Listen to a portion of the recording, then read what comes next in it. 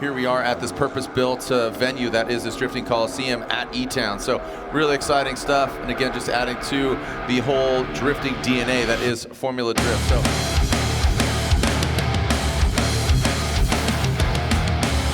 Welcome everybody to E-Town, playing host to round 3 of the Formula Drift Pro Championship, better known as the Gauntlet. This is the AutoZone Gauntlet presented by Type S. Type S, the official lighting of Formula Drift.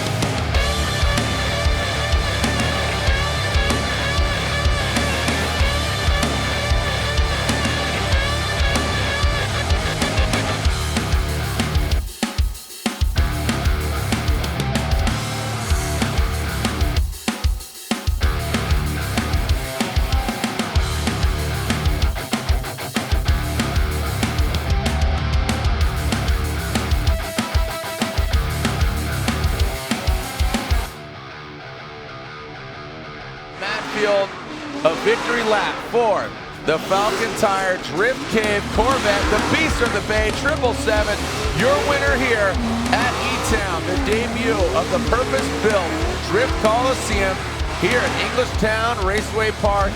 Matt Field gets the victory.